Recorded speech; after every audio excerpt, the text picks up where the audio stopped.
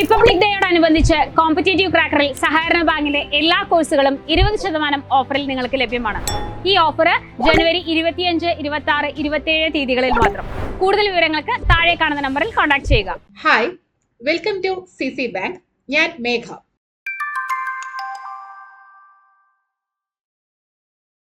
ഇന്ന് നമ്മൾ വന്നിരിക്കുന്നത് CSEBയുടെ 6 മന്ത്സ് സ്റ്റഡി പ്ലാനുമായിട്ടാണ്. ഓക്കെ, അപ്പൊ നമുക്ക് നോക്കാം എന്താണ് ഈ 6 മന്ത്സ് സ്റ്റഡി പ്ലാൻ എന്ന് പറഞ്ഞു കഴിഞ്ഞാൽ.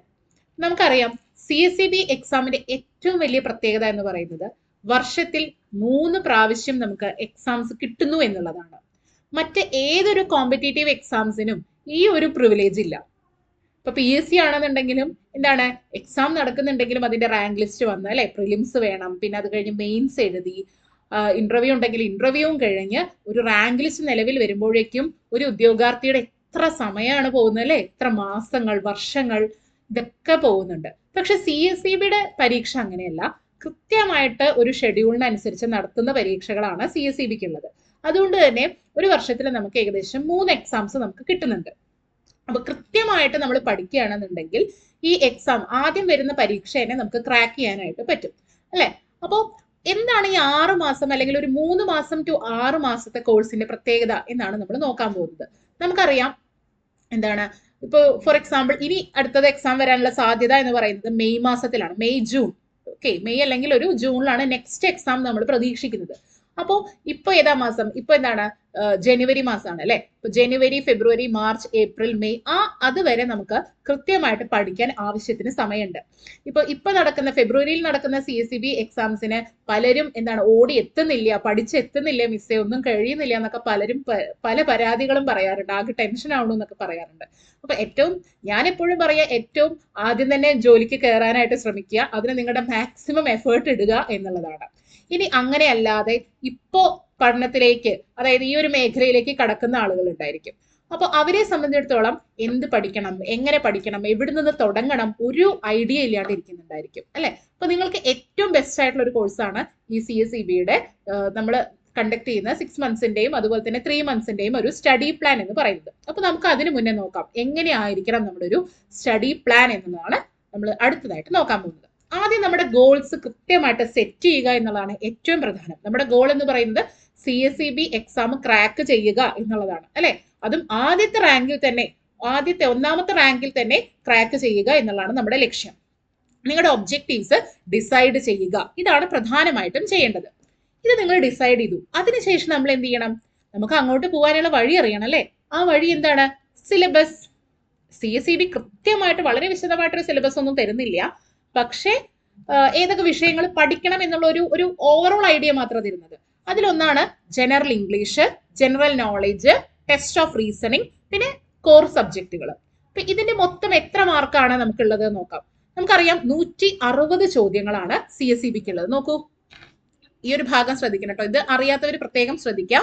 160 ക്വസ്റ്റ്യൻസ് ആണ് നമുക്കുള്ളത്.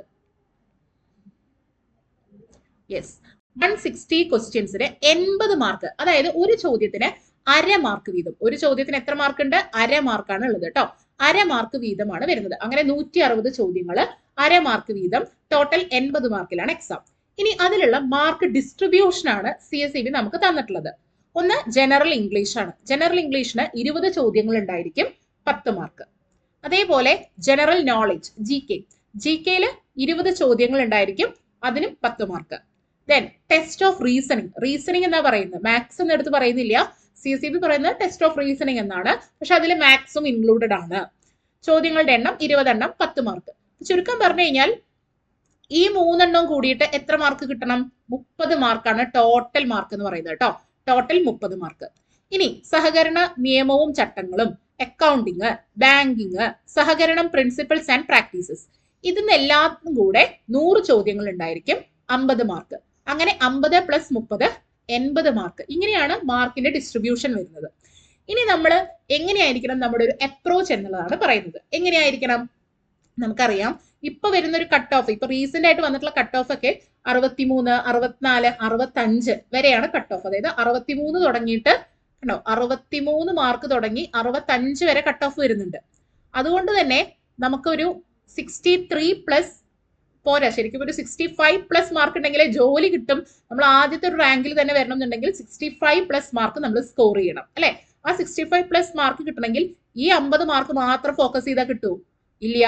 അപ്പൊ നമ്മള് ഇത് കൂടി ഫോക്കസ് ചെയ്യണം. കൃത്യമായിട്ട് ഒരു ഇന്റഗ്രേറ്റഡ് അപ്രോച്ച് ഉണ്ടെങ്കിൽ മാത്രമേ ക്രാക്ക് ചെയ്യാനായിട്ട് പറ്റുള്ളൂ. എന്ത് വേണം? ഒരു ഇന്റഗ്രേറ്റഡ് അപ്രോച്ച് ആണ് നമുക്ക് ആവശ്യമുള്ളത്. ഒരു ഇന്റഗ്രേറ്റഡ് അപ്രോച്ച്. ഇന്റഗ്രേറ്റഡ് അപ്രോച്ച് എന്ന് പറഞ്ഞാൽ എന്താണ്? മാത്സും ഇംഗ്ലീഷും GKയും കൂടെ തന്നെ കോർ സബ്ജക്ട്സുകളും ഒരുമിച്ച് കൊണ്ടുപോകുന്ന ഒരു പഠന രീതിക്കാണ് ഇന്റഗ്രേറ്റഡ് അപ്രോച്ച് എന്ന് പറയുന്നത്. അപ്പോൾ ഇതെങ്ങനെ നിങ്ങൾക്ക് സാധ്യമാവും? ജനറൽ ഇംഗ്ലീഷിൽ നമുക്ക് ഓരോ വിഷയത്തിലും പഠിക്കേണ്ട കാര്യങ്ങളെ കുറിച്ച് കൃത്യമായൊരു ധാരണ ഉണ്ടാവണം. ഇപ്പൊ GK ആണെന്നുണ്ടെങ്കിൽ പ്രധാനമായിട്ട് കേരളത്തിന്റെ അടിസ്ഥാന വിവരങ്ങളാണ്. അതിന് നിങ്ങൾക്ക് PSC ക്ലാസ്സുകൾ കാണാം അല്ലെ. ജനറൽ PSCയുടെ ക്ലാസ്സുകൾ നമുക്ക് CCL തന്നെയാണെന്നുണ്ടെങ്കിൽ ഒരുപാട് ജനറൽ PSCയുടെ ഒരുപാട് നല്ല നല്ല ക്ലാസ്സുകൾ, ബേസിക് ക്ലാസ്സുകൾ തുടങ്ങിയിട്ടുണ്ട്. ബേസിക് ക്ലാസ്സുകൾ കണ്ടാൽ മതി. വളരെ വലിയ അഡ്വാൻസ്ഡ് ആയിട്ടുള്ള അല്ലെങ്കിൽ ഡെപ്തിലൊന്നും പഠിക്കേണ്ട ആവശ്യമില്ല. ബേസിക് ആയിട്ട് CSEBക്ക് സ്ഥിരമായിട്ട് ചോദിക്കുന്ന ചില ഏരിയകളുണ്ട്. അത് കൃത്യമായിട്ട് മനസ്സിലാക്കിയിട്ട് അത് കൃത്യമായിട്ട് പഠിക്കുക എന്നുള്ളതാണ് പ്രധാനം. അപ്പോൾ ബേസിക് ആയിട്ടുള്ള കാര്യങ്ങൾ നിങ്ങൾക്ക് ഒരു ജനറൽ PSCക്ക് വേണ്ട LDC ലെവലിലുള്ള LDC ലെവലിലുള്ള കാര്യങ്ങൾ കൃത്യമായിട്ട് പഠിച്ചെടുക്കുക. അതിൽ തന്നെ പിന്നെ കേരള നവോത്ഥാനം, അതുപോലെ നദികള്, വൈറ്റമിൻസിന്റെ ക്വസ്റ്റ്യൻ സ്ഥിരമായിട്ട് വരുന്നതാണ്. അസുഖങ്ങൾ അല്ലെ, ഡെഫിഷ്യൻസി ഡിസീസസ്, പിന്നെ ക്യാപിറ്റൽസ്, പ്രത്യേകിച്ച് സംസ്ഥാനങ്ങളുടെ ക്യാപിറ്റൽസ് ചോദിക്കാറുണ്ട്, രാജ്യങ്ങളുടെ ക്യാപിറ്റൽസ് ചോദിക്കാറുണ്ട്, കറൻസികൾ ചോദിക്കാറുണ്ട്. പിന്നെ സ്പോർട്സ്, CSEBക്ക് ഇഷ്ടപ്പെട്ട ഒരു മേഖലയാണ് സ്പോർട്സ് എന്ന് പറയുന്നത്. ഇപ്പൊ വിംബിൾഡൺ നേടിയത് ആരാണ്, അല്ലെങ്കിൽ എന്താ പറയാ ഗ്രാൻഡ് സ്ലാം കിരീടങ്ങൾ ഉണ്ടല്ലോ, അത് ചോദിക്കാറുണ്ട്. ക്രിക്കറ്റ് റിലേറ്റഡ് ആയിട്ട് അതിന്റെ വേദികൾ, ഓരോ ഒളിമ്പിക്സിന്റെ അല്ലെങ്കിൽ ഏഷ്യൻ ഗെയിംസ് അതിന്റെയൊക്കെ വേദികൾ ഏതാണ്, പിന്നെ ഖേൽ രത്ന അവാർഡ്സ്, ഒരുപാട് അവാർഡ്സ് ആൻഡ് അപ്പോയിന്റ്മെന്റ്സ് എന്നുള്ള ഭാഗത്ത് നിന്നൊക്കെ ക്വസ്റ്റ്യൻസ് വരാറുണ്ട്. പിന്നെ സൂപ്പർലേറ്റീവ്സ് എന്ന് ഉദ്ദേശിക്കുന്നത് ഇപ്പൊ കേരളത്തിലെ ഏറ്റവും വലിയ ജലവൈദ്യുത നിലയം ഏതാണ്, കേരളത്തിലെ ഏറ്റവും വലിയ ഡാം ഏതാണ്, ഏറ്റവും ചെറുത് ഏതാണ്, ഏറ്റവും ആദ്യത്തെ ഏതാണ്, അങ്ങനെയുള്ള ഒരു ടൈപ്പ് ഓഫ് ചോദ്യങ്ങൾ ഉണ്ടല്ലോ. അപ്പൊ ഇതും ചോദിക്കാറുണ്ട്. പിന്നെ കറണ്ട് അഫയേഴ്സിൽ നമുക്കറിയാം ഇമ്പോർട്ടന്റ് ആയിട്ടുള്ള അപ്പോയിന്റ്മെന്റ്സ് ചോദിക്കാറുണ്ട്, ഇപ്പോൾ ഇമ്പോർട്ടന്റ് ആയിട്ടുള്ള വേദികൾ ചോദിക്കാറുണ്ട്, ഇമ്പോർട്ടന്റ് ഡേയ്സ് ചോദിക്കാറുണ്ട്, അതിന്റെ മോട്ടോ ചോദിക്കാറുണ്ട് അല്ലെ, തീം. ഇങ്ങനെ ഒരു എന്താ പറയാ GK എന്ന് പറഞ്ഞു കഴിഞ്ഞാൽ വളരെ അടിസ്ഥാനപരമായ കാര്യങ്ങളാണ് ചോദിക്കുന്നത്. അപ്പോൾ CSEBയുടെ കൃത്യമായിട്ട് മനസ്സിലാക്കി അതിനനുസരിച്ചുള്ള GK നിങ്ങൾക്ക് ബേസിക് ആയിട്ടുള്ള ജനറൽ PSCയുടെ GK ഫോളോ ചെയ്താൽ മതി. LDC ലെവലിലുള്ള ഒരു GK മാത്രം പഠിച്ചാൽ മതി എന്നുള്ളതാണ്. അപ്പൊ ഒരു GKയുടെ അപ്രോച്ച് നിങ്ങൾക്ക് കിട്ടിയില്ലേ? അങ്ങനെ ഇംഗ്ലീഷിനെ സംബന്ധിച്ച് എന്ന് പറഞ്ഞു കഴിഞ്ഞാൽ കൃത്യമായിട്ട് പഠിച്ചാൽ ഫുൾ മാർക്കും കിട്ടാൻ ഏറ്റവും കൂടുതൽ സാധ്യതയുള്ള വിഷയമാണ് ഇംഗ്ലീഷും മാത്സും. ഓക്കെ. അപ്പൊ അതുകൊണ്ട് തന്നെ 20 ചോദ്യങ്ങൾ ഉണ്ടെങ്കിൽ നന്നായി പഠിക്കുന്ന ഒരാൾക്ക് എന്തായാലും ഒരു 18 ചോദ്യങ്ങൾ കിട്ടും. അതായത് ഏകദേശം ഒരു 8 to 9 മാർക്ക് വരെ സ്കോർ ചെയ്യാനായിട്ട് സാധിക്കും. അപ്പോൾ അതിന് നമ്മുടെ അപ്രോച്ച് എന്ന് പറഞ്ഞു കഴിഞ്ഞാൽ ടെൻസ് നന്നായിട്ട് നോക്കുക. കാരണം ടെൻസ് ഈ നടന്ന പരീക്ഷകൾക്കൊക്കെ, ഈ അടുത്ത് നടന്ന പരീക്ഷകൾക്കൊക്കെ നമ്മളൊന്ന് അനലൈസ് ചെയ്യണമെങ്കിൽ നമുക്ക് മനസ്സിലാവും ഏകദേശം ടെൻസ് മാത്രം ചോദ്യങ്ങളുടെ എണ്ണം എന്ന് പറയുന്നത് 4 മുതൽ 6 ചോദ്യങ്ങൾ വരെ വന്നിട്ടുണ്ട്. 4 മുതൽ 6 ചോദ്യങ്ങൾ വരെ ടെൻസിൽ നിന്നും കിട്ടാറുണ്ട്. ചിലപ്പോൾ അതിന് മീതെയും വന്നിട്ടുള്ള വർഷങ്ങൾ ഉണ്ടായിട്ടുണ്ട്. എന്നാലും ഒരു ആവറേജ് കണക്കെടുക്കുകയാണെങ്കിൽ ഒരു 4 തുടങ്ങി 6 ചോദ്യങ്ങൾ വരെ ടെൻസ് വരും. അതുകൊണ്ട് തന്നെ ടെൻസ് കൃത്യമായിട്ട് പഠിക്കണം എന്നുള്ളതാണ്. ഇനി ടെൻസ് പഠിച്ചാൽ മാത്രമേ നമുക്ക് ആക്റ്റീവ് പാസീവ് വോയിസും റിപ്പോർട്ടഡ് സ്പീച്ചും ഒക്കെ മനസ്സിലാവുള്ളൂ, അത് പഠിക്കാൻ പറ്റുള്ളൂ. അതുകൊണ്ട് ടെൻസ് ബേസ് ആണ്. ടെൻസ് കൃത്യമായിട്ട് പഠിക്കുക. പിന്നെ ആക്റ്റീവ് വോയിസ്, റിപ്പോർട്ടഡ് സ്പീച്ച് ഒക്കെ അതിന് കൂടെ വരുന്നതാണ്. പിന്നെ പ്രിപ്പോസിഷൻ അല്ലെ, ഓൺ ഓഫ് ഇതൊക്കെ എവിടെ വെക്കണം. അതുപോലെ ഫ്രേസൽ വേർബ്സ്, പ്രിപ്പോസിഷന് തന്നെ ഇപ്പോൾ ഫ്രേസൽ വേർബ്സിന്റെ ക്വസ്റ്റ്യൻസ് ഒക്കെ വന്നിട്ടുണ്ട്. ഇപ്പോൾ കഴിഞ്ഞ ദിവസം നടന്ന അസിസ്റ്റന്റ് സെക്രട്ടറിയുടെ എക്സാമിനാണെങ്കിലും സെക്രട്ടറിയുടെ എക്സാമിനൊക്കെ ആണെന്നുണ്ടെങ്കിലും കൂടുതലായിട്ട് ഫ്രേസൽ വേർബിനുള്ള ചോദ്യങ്ങൾ കടന്നു വരുന്നുണ്ട്. അത് ശ്രദ്ധിക്കാം. Then articles, a and the എവിടെ യൂസ് ചെയ്യണം എന്നുള്ള കാര്യങ്ങൾ എല്ലാ പ്രാവശ്യവും ഉണ്ടാവാറുണ്ട്. ആർട്ടിക്കിൾസ് എന്നുള്ള 2 ചോദ്യമെങ്കിലും. Question tag on and off ആണ്. ചിലപ്പോൾ ഉണ്ടാവാറുണ്ട്, ചിലപ്പോൾ ഉണ്ടാവാറില്ല. എന്നാലും എന്താണ്, ഇങ്ങനെ വന്നു പോകുന്ന ഒരു ടോപ്പിക് ആയതുകൊണ്ട് നമ്മൾ അതും പഠിക്കണം. പിന്നെ ഇഫ് ക്ലോസ് അല്ലെ, if I were a bird I would fly high in the sky എന്നൊക്കെ നമ്മൾ പറയില്ലേ. അപ്പൊ അത്തരത്തിലുള്ള ഇഫ് ക്ലോസിന്റെ റൂളുകൾ കൃത്യമായിട്ട് പഠിക്കുക. ദെൻ കോൺകോഡ് എന്ന് പറഞ്ഞാൽ എന്താണ്, സബ്ജക്ട് വെർബ് എഗ്രിമെന്റ്. അതായത് ഇന്ന സബ്ജക്ട് വരുമ്പോൾ വെർബ് ഇങ്ങനെ ആവണം, വെർബ് സിംഗുലർ ആവണം, വെർബ് പ്ലൂരൽ ആവണം, നൈദർ നോർ വെച്ച് കണക്ട് ചെയ്യുമ്പോൾ ഇന്നതായിരിക്കണം വെർബ്. ഇങ്ങനെയുള്ള കുറേ റൂളുകളുണ്ട്. അതാണ് കോൺകോഡിൽ പഠിക്കേണ്ടത്. പിന്നെ വൊക്കാബുലറിയുടെ സെക്ഷനാണ് കുട്ടികൾ പലപ്പോഴും ഒരു ബുദ്ധിമുട്ടായിട്ട് പറയാറുള്ളത്. കാരണം ഗ്രാമർ എന്ന് പറഞ്ഞു കഴിഞ്ഞാൽ കൃത്യമായിട്ട് റൂൾസ് പഠിച്ചു കഴിഞ്ഞാൽ നമുക്ക് കൃത്യമായിട്ട് ആൻസർ ചെയ്യാൻ പറ്റും ഗ്രാമർ. പക്ഷെ വൊക്കാബുലറിയുടെ പ്രശ്നം എന്താ, വാക്കുകളാണ്, പദസമ്പത്താണ് അല്ലെ. അത് പലർക്കും ഏറെയും കുറഞ്ഞു ഇരിക്കുമല്ലോ. നമുക്ക് ചെയ്യാൻ പറ്റുന്ന കാര്യം എന്താണ്, പ്രീവിയസ് ആയിട്ടുള്ള സിനോണിംസും ആന്റണിംസും മാക്സിമം പഠിക്കാം. പിന്നെ നമ്മുടെ ഒരു വൊക്കാബുലറി ഇംപ്രൂവ് ചെയ്യാനായിട്ട് നമുക്ക് എന്ത് ചെയ്യാൻ പറ്റും, നമുക്ക് എന്തെങ്കിലും ഇംഗ്ലീഷിലുള്ള പത്രം വായിക്കുക എന്നൊക്കെയാണ് ഏറ്റവും എന്താ പറയാ ഏറ്റവും നല്ല മാർഗങ്ങൾ. ഇനി അതൊന്നും ഇല്ലെന്നുണ്ടെങ്കിലും നിങ്ങൾക്ക് PSC നടത്തിയിട്ടുള്ള പ്രീവിയസ് ആയിട്ടുള്ള ഇംഗ്ലീഷിന്റെ ക്വസ്റ്റ്യൻ പേപ്പേഴ്സ് ഉണ്ടല്ലോ, അതിലുള്ള സിനോണിംസ് ഒക്കെ പഠിച്ചു വെക്കാം. കാരണം ഒരു LD ലെവലിലൊക്കെ നടന്നിട്ടുള്ള പല ചോദ്യങ്ങളുമാണ് CSEB-യിലേക്ക് കടന്നു വരാറുള്ളത്. അതുകൊണ്ട് തന്നെ കൃത്യമായിട്ട് ആ ഒരു പ്രീവിയസ് ക്വസ്റ്റ്യൻസ് ഒക്കെ നിങ്ങൾ കണ്ടിട്ടുണ്ടെങ്കിൽ, അതേപോലെ ഓപ്ഷൻസ് ഒക്കെ എടുത്ത് പഠിക്കാം. അപ്പോൾ ഓപ്ഷൻസിലുള്ള വാക്കുകളുടെ അർത്ഥം ഒന്ന് ഗൂഗിൾ ചെയ്തിട്ട് കൃത്യമായിട്ട് മനസ്സിലാക്കി വെക്കാം. ആ ഒരു അപ്രോച്ചിലാവുമ്പോൾ വൊക്കാബുലറി നമുക്ക് കിട്ടും. Synonyms, ആന്റണിംസ്, one word substitutions, idioms and phrases, spell check, ഇതൊക്കെയാണ് പ്രധാനപ്പെട്ട ഏരിയ. ദെൻ മാത്സ് കൃത്യമായിട്ട് പഠിക്കണം. റീസണിങ് എന്നാണ് പറഞ്ഞിട്ടുള്ളത് കൊണ്ട് തന്നെ നമ്മുടെ ഒരു ലോജിക്ക് യൂസ് ചെയ്തുകൊണ്ട് ചെയ്യാൻ പറ്റുന്ന കണക്കുകളാണ് കൂടുതലായിട്ട് വരാറുള്ളത്. അതായത് ഫിഗർ ബേസ്ഡ് 2-3 ചിത്രങ്ങൾ തന്നിട്ട് അടുത്ത ചിത്രം എന്തായിരിക്കും, അതുപോലെ നമ്പർ സീരീസുകൾ, പിന്നെ കോഡിംഗ് റിലേറ്റഡ് ആയിട്ടുള്ള ചോദ്യങ്ങൾ, ഇതൊക്കെയാണ് പ്രധാനമായിട്ടും ഉണ്ടാവാറുള്ളത്. പിന്നെ പക്ക മാത്സ് ആയിട്ട് വരുന്ന ഏരിയ ഉണ്ടല്ലോ, ഇപ്പൊ ടൈം ആൻഡ് വർക്ക്, ട്രെയിനിന്റെ കണക്കുകൾ, പിന്നെന്താണ് റേഷ്യോ റിലേറ്റഡ് ആയിട്ടുള്ള ക്വസ്റ്റ്യൻസ്, പിന്നെ കാലണ്ടർ, ക്ലോക്ക്, ഇങ്ങനെയുള്ള ഒരു ചോദ്യങ്ങളാണ് മാത്സിന് ഉണ്ടാവുക. അപ്പൊ ഇതിനെങ്ങനെയാ ചെയ്യാ ചോദിച്ചു കഴിഞ്ഞാൽ കൃത്യമായിട്ട് ഡെയിലി നമ്മൾ ഓരോ ടോപ്പിക് വെച്ച് പഠിക്കുക. ഓരോ ടോപ്പിക്, ഫോർ എക്സാമ്പിൾ ഇന്ന് നമ്മൾ ടൈം ആൻഡ് വർക്ക് എടുക്കണോ, ടൈം ആൻഡ് വർക്കിൽ തന്നെ പല type of variety of questions ഉണ്ട് അല്ലെ. അപ്പോൾ ഓരോ ടൈപ്പും ചെയ്ത് പഠിക്കുന്നു. അതിനുശേഷം എന്താണ് ട്രെയിനിന്റെ കണക്ക്, കാരണം ഇതുമായി ബന്ധപ്പെട്ട് വരുന്ന ഒരു ഭാഗമാണ് ട്രെയിനിന്റെ ഭാഗം എന്ന് പറയുന്നത്. ട്രെയിനിന്റെ കണക്കുകൾ ചെയ്യുന്നു. ഇതൊക്കെ ചെയ്യാൻ സമയം വേണ്ടേ? ഒറ്റ ദിവസം കൊണ്ട് ഇത് നടക്കുമോ? ഇല്ല. അപ്പൊ നമുക്ക് ദിവസവും പഠിച്ച് മുന്നേറുക എന്നുള്ളതാണ് മാർഗം. ഞാൻ ഇതിന്റെ എന്തൊക്കെയാണ് ഒരു ചോദ്യങ്ങൾ വരുന്ന ഒരു ഏരിയ എന്ന് പറഞ്ഞിരുന്നു. പിന്നെ നമ്മുടെ സബ്ജക്ട് കോർപ്പറേഷൻ ആണെങ്കിലും basics of corporation, foreign corporation, പിന്നെ ഒരുപാട് ഓർഗനൈസേഷൻസ്, ഒരുപാട് അല്ലെ നമുക്കറിയാം ഡിഫറെന്റ് ടൈപ്പ് ഓഫ് കോർപ്പറേറ്റീവ്സിന് ഡിഫറെന്റ് എപ്പെക്സ് ഓർഗനൈസേഷൻസും കാര്യങ്ങളൊക്കെ ഉണ്ട്. അതൊക്കെ പഠിക്കണം. അബ്രിവിയേഷൻസ് പഠിക്കണം. പിന്നെന്താണ് different economic systems, capitalism, corporation, socialism, ഇതൊക്കെ കൃത്യമായിട്ട് മനസ്സിലാക്കണം. ദെൻ വാട്ട് ഇമ്പോർട്ടൻറ്റ് കോർപ്പറേറ്റേഴ്സ് അല്ലെ, ഇമ്പോർട്ടൻ്റ് ആയിട്ടുള്ള കോർപ്പറേറ്റേഴ്സ് എന്താണ്, അവരുടെ കൊട്ടേഷൻസ് ചോദിക്കാറുണ്ട്, അവരുടെ കോൺട്രിബ്യൂഷൻ, ഇമ്പോർട്ടൻറ്റ് പബ്ലിക്കേഷൻസ്, ICA, പിന്നെ state corporative union, circle corporative union, അങ്ങനെ കോർപ്പറേഷന്റെ ബേസിക് ആയിട്ട് വരുന്ന എല്ലാ കാര്യങ്ങളും.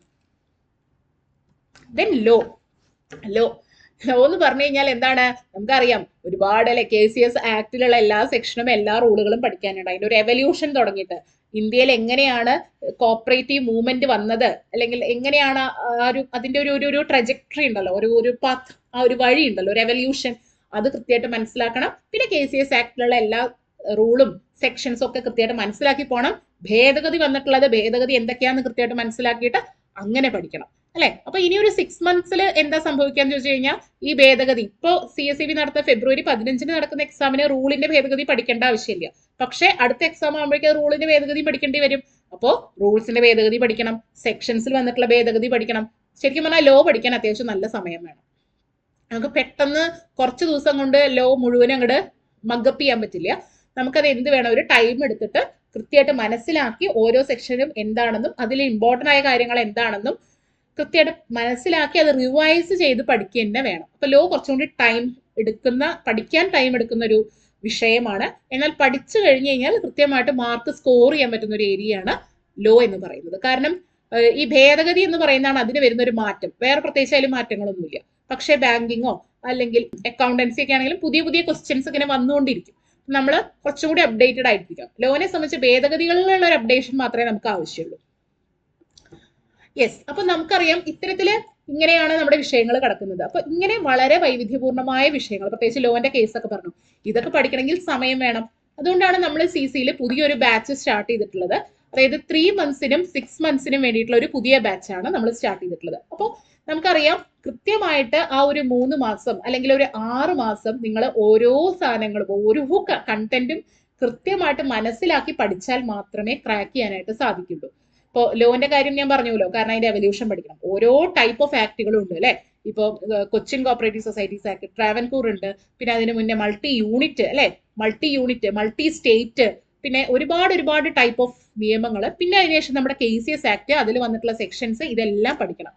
അപ്പോൾ ഡെയിലി നമ്മളുടെ പഠനത്തില് നമ്മൾ പഠിക്കുമ്പോൾ ഇംഗ്ലീഷ്, മാത്സ്, GK ഇതിന് കൃത്യമായിട്ട് ടൈം അലോട്ട് ചെയ്യാം. ഒരു ദിവസം നിങ്ങൾ മാത്സിൽ വീക്ക് ആയിട്ടുള്ള ഒരാളാണ് എന്നുണ്ടെങ്കിൽ കൃത്യമായിട്ട്, വീക്ക് ആയിട്ടുള്ള ആളാണെങ്കിലും ശരി, നിങ്ങൾക്ക് അത്യാവശ്യം അറിയാവുന്ന ആളാണെങ്കിലും ശരി, നിങ്ങൾ കൃത്യമായിട്ട് ഒരു ടൈം ഡെഡിക്കേറ്റ് ചെയ്യുക മാത്സ് പഠിക്കാനായിട്ട്. ഫോർ എക്സാമ്പിൾ ഇപ്പോൾ മാത്സിന് ഒരു ദിവസം ഒരു മണിക്കൂർ സമയം അതിനുവേണ്ടി മാറ്റി വയ്ക്കുക.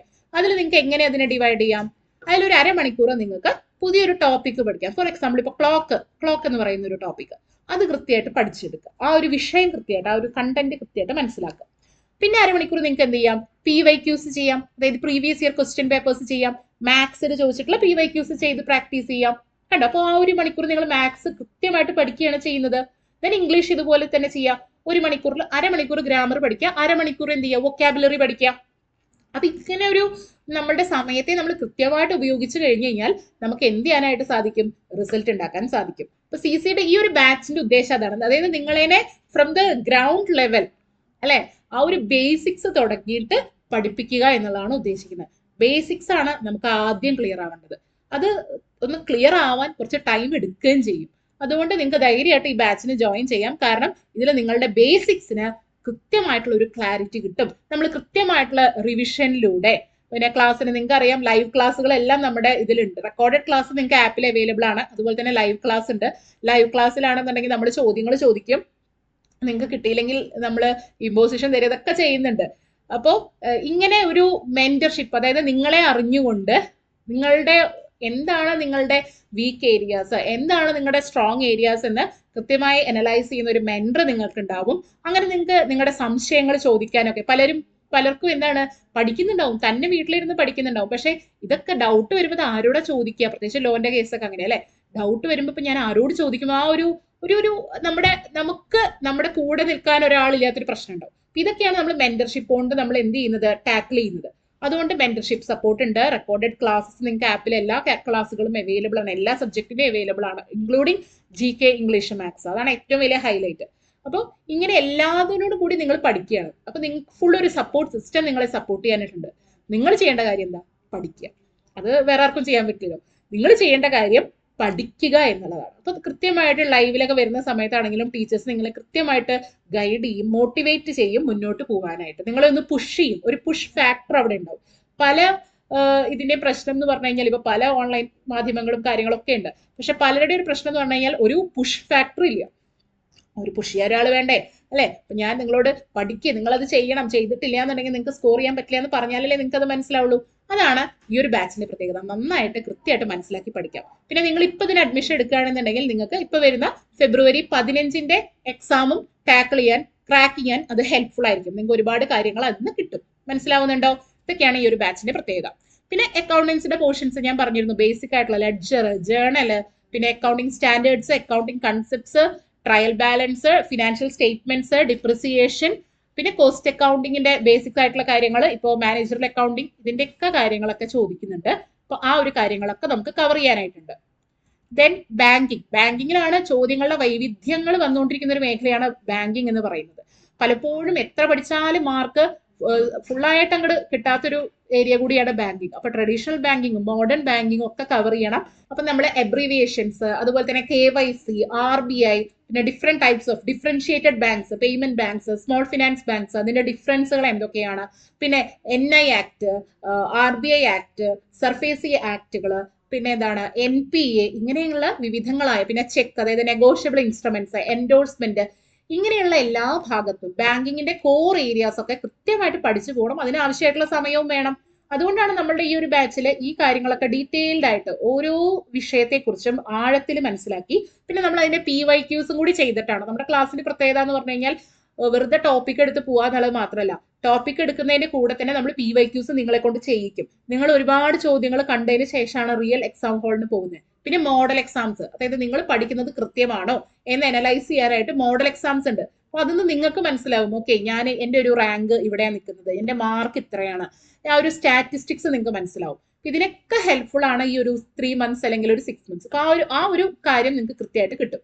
അപ്പോൾ ഇപ്പോൾ നിങ്ങൾ ജോയിൻ ചെയ്യുമ്പോൾ ഈ CSEBയുടെ എക്സാമിന്റെ കുറച്ച് പോർഷൻസും കൂടി നിങ്ങൾ കവർ ചെയ്ത് പോകും എന്നുള്ള ഒരു കാര്യം കൂടി ഉണ്ട്. അപ്പൊ നിങ്ങൾക്ക് ഒരു ഐഡിയ കിട്ടും എങ്ങനെയാണ് ആക്ച്വലി CSEBയുടെ പരീക്ഷ എന്നൊക്കെ നിങ്ങൾക്ക് കൃത്യമായിട്ട് മനസ്സിലാക്കി പോകാനായിട്ട് ഇത് നിങ്ങളെ ഹെൽപ്പ് ചെയ്യും. ഓക്കെ, പിന്നെ കൃത്യമായിട്ട് ഇതിനു വേണ്ടി ഒരു സ്റ്റഡി ഷെഡ്യൂൾ പ്രിപ്പയർ ചെയ്യണം. നമ്മൾ ആ ഒരു ഷെഡ്യൂൾ അനുസരിച്ചിട്ടാണ് നമ്മൾ മുന്നോട്ട് പോകുന്നത്. നിങ്ങൾ എന്ത് ചെയ്യുക, ഒരു ഷെഡ്യൂൾ പ്രിപ്പയർ ചെയ്യുക. ഓരോ ദിവസം എന്തൊക്കെ കാര്യങ്ങൾ പഠിക്കുന്നുണ്ട്, എത്ര ടൈം ഓരോന്നിനും അലോട്ട് ചെയ്യണം. ഞാൻ നേരത്തെ പറഞ്ഞ പോലെ മാത്സിനും ഇംഗ്ലീഷിനും GKക്കും നമ്മൾ ഒരു ദിവസം എത്ര സമയം മാറ്റി വെക്കണം എന്നൊക്കെ കൃത്യമായിട്ട് പ്ലാൻ ചെയ്യുക. ഡെയിലി ന്യൂസ് പേപ്പർ വായിക്കുക. മലയാള പത്രം മതി. മലയാള പത്രം നിങ്ങൾക്ക് ഏതാണോ വായിക്കാൻ നിങ്ങൾക്ക് കംഫർട്ടബിൾ ആയിട്ടുള്ള ആ പത്രം വായിക്കുക. അതിൽ വരുന്ന കറണ്ട് അഫെയർ റിലേറ്റഡ് ആയിട്ടുള്ള കാര്യങ്ങൾ കൃത്യമായിട്ട് എഴുതി വെക്കാം. പിന്നെ നമ്മുടെ GK ക്ലാസ്സസും കാര്യങ്ങളൊക്കെ കാണുക. ഇങ്ങനെയൊക്കെ ആവുമ്പോൾ എന്താണ് GKയുടെ പോർഷൻ കവർ ചെയ്തു പോകും. പിന്നെ ഇംഗ്ലീഷും മാത്സിനെ അപ്രോച്ച് ഞാൻ ആദ്യം തന്നെ പറഞ്ഞല്ലോ, ദിവസവും 1 hour എന്തായാലും അതിന് വേണ്ടി മാറ്റി വെച്ചേ പറ്റൂ. നിങ്ങൾ മാത്സിൽ വീക്ക് ആണെങ്കിൽ നിങ്ങൾ 1.5-2 മണിക്കൂർ വരെ മാറ്റി വെക്കേണ്ടി വരും. പക്ഷെ ദിവസവും ഇത് ചെയ്യുക എന്നുള്ളതാണ് പ്രധാനം. നമ്മുടെ മനസ്സിൽ ആഗ്രഹം ഉണ്ടായിട്ടോ നമ്മൾ കുറെ പ്ലാൻ ചെയ്തുകൊണ്ട് മാത്രം കാര്യമില്ല. ഇത് എന്ത് ചെയ്യണം? All these things should be put into action, അല്ലെ? ഇത് ഒരു ആക്ഷൻ ആയിട്ട് നമ്മൾ ചെയ്താൽ മാത്രമേ നമുക്ക് റിസൾട്ട് ഉണ്ടാവുള്ളൂ. ഇല്ലെങ്കിൽ എന്താ ഉണ്ടാവുക? നമ്മുടെ സ്വപ്നം മാത്രം അവിടെ നിൽക്കും.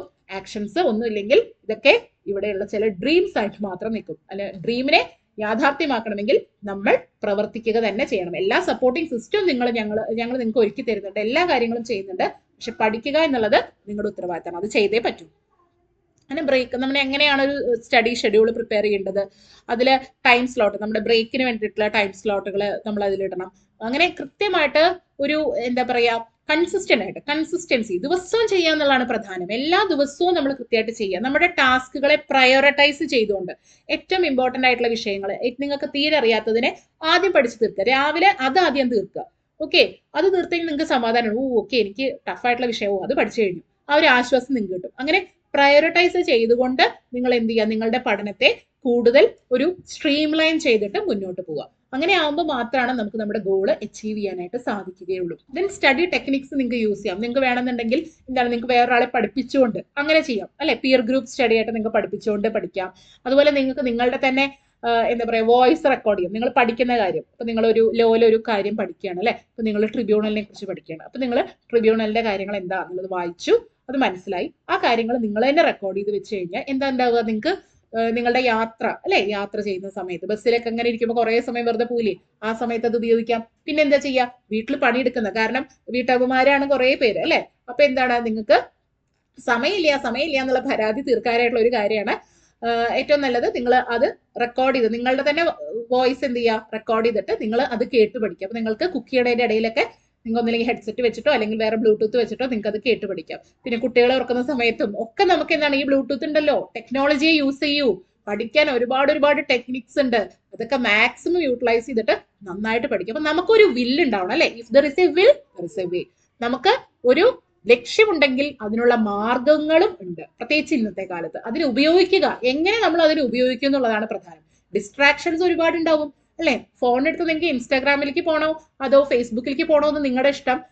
അതല്ല, നിങ്ങൾക്ക് ക്ലാസ് കാണണോ, പഠിക്കണോ, മുന്നേറണോ എന്നുള്ളത് നിങ്ങളുടെ ഇഷ്ടമാണ്. അപ്പൊ ആ ഒരു ഡിസ്ക്രിപ്ഷൻ നിങ്ങളുടെയാണ്. തീരുമാനം എടുക്കേണ്ടത് നിങ്ങളാണ്. നിങ്ങൾ അത് ശരിയായ തീരുമാനം എടുത്താൽ നിങ്ങൾ ശരിയായ വഴിയിലെത്തും. അല്ലാന്നുണ്ടെങ്കിൽ പിന്നെ റിഗ്രറ്റ് മാത്രമായിരിക്കും, അല്ലെ? കുറ്റബോധം മാത്രമായിരിക്കും. ഇത്രയൊക്കെ പഠിച്ചു, ഇത്രയൊക്കെ കാര്യങ്ങൾ ചെയ്തു, പക്ഷെ ഒന്നും എനിക്ക് എവിടെയും എത്താൻ പറ്റിയില്ല എന്നുള്ള ഒരു നഷ്ടബോധം മാത്രമാണ് ഉണ്ടാവുക. അതില്ലാതെ സൂക്ഷിക്കേണ്ട ഉത്തരവാദിത്തം കൂടി നിങ്ങൾക്കുണ്ട്. Stay consistent and flexible. Consistent ആയിട്ട് ഇരിക്കുക. ദിവസവും ചെയ്യാം. പഠിക്കുന്ന കാര്യമാണെങ്കിൽ ഇന്ന് 2 മണിക്കൂർ പഠിക്കുന്നുണ്ടെങ്കിൽ അത് ദിവസവും ചെയ്യാം. അല്ലാതെ ഇന്ന് 5 മണിക്കൂർ പഠിച്ചു, പിന്നെ ഒരാഴ്ച പഠിത്തമേ ഇല്ല, പിന്നെ ഞാൻ വേറെ കാര്യങ്ങളിലേക്കാണ്. എന്താ കാര്യം? ഒരു കാര്യമില്ല. ദിവസവും ചെയ്യുക. കൺസിസ്റ്റന്റ് ആയിട്ട് ഇരിക്കുക എന്നുള്ളതാണ് ഏറ്റവും ഇമ്പോർട്ടന്റ്. പിന്നെ കിട്ടുന്നത് വരെ, നമ്മുടെ കയ്യിൽ അപ്പോയിന്റ്മെന്റ് ഓർഡർ കിട്ടുന്നത് വരെ പഠിച്ചുകൊണ്ടിരിക്കണം. അല്ലാതെ ഓക്കെ ഞാൻ റാങ്ക് ലിസ്റ്റിൽ വന്നു എന്നുള്ളതുകൊണ്ട് നിങ്ങൾ പഠിത്തം അവസാനിപ്പിക്കരുത്.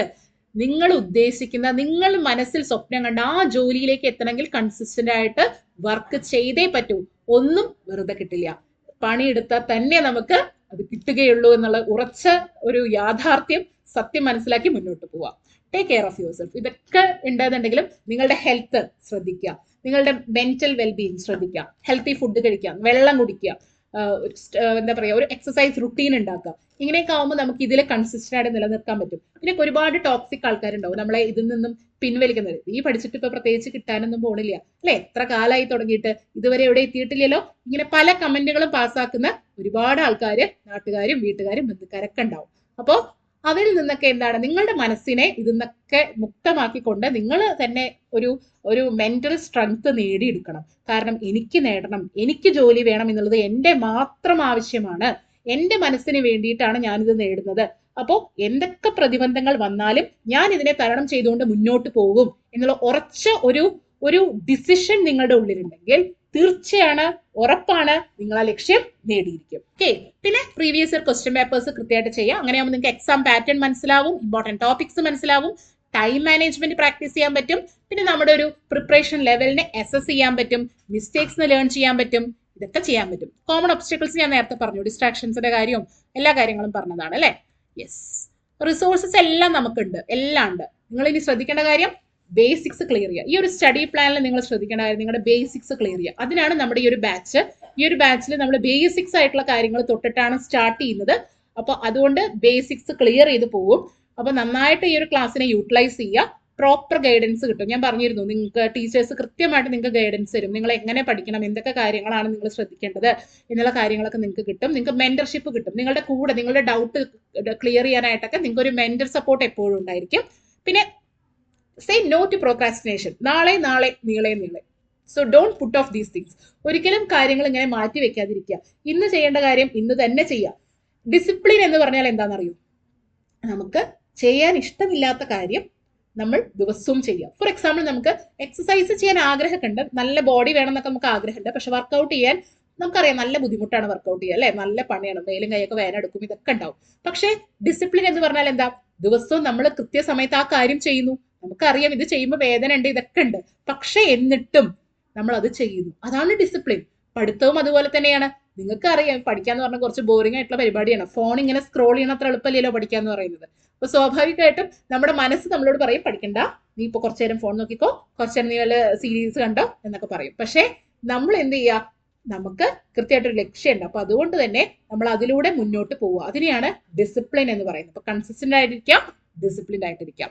Then daily practice. Previous year question papers daily practice ചെയ്യുക. അങ്ങനെയാകുമ്പോഴാണ് നിങ്ങൾക്ക് എക്സാം പാറ്റേൺ കൃത്യമായിട്ട് മനസ്സിലാവുക, നിങ്ങളുടെ പഠനത്തിലുള്ള പ്രശ്നങ്ങൾ മനസ്സിലാവുക, നിങ്ങൾക്ക് നിങ്ങളുടെ പഠനത്തെ കൂടുതൽ സ്ട്രീം ലൈൻ ചെയ്യാനായിട്ടും സാധിക്കും. ദെൻ നമ്മളൊരു ദിവസത്തിനെ നമ്മൾ രണ്ടായിട്ട് ഡിവൈഡ് ചെയ്യാം. ഒരു ഭാഗത്ത് കൺസെപ്റ്റുകൾ ബിൽഡ് ചെയ്യുക, അതായത് കൃത്യമായിട്ട് കണ്ടന്റ് ഓരോ വിഷയങ്ങളും കൃത്യമായിട്ട് മനസ്സിലാക്കി പഠിച്ചു വരിക. കൂടാതെ ഡെയിലി ക്വസ്റ്റ്യൻ പേപ്പർ ആൻസർ ചെയ്യുക.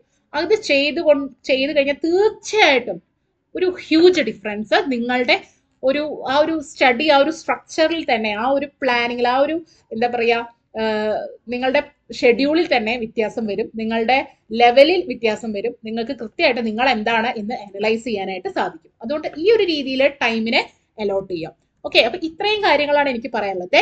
റിവൈസ്. കാരണം റിവിഷൻ ഇസ് ദ കീ.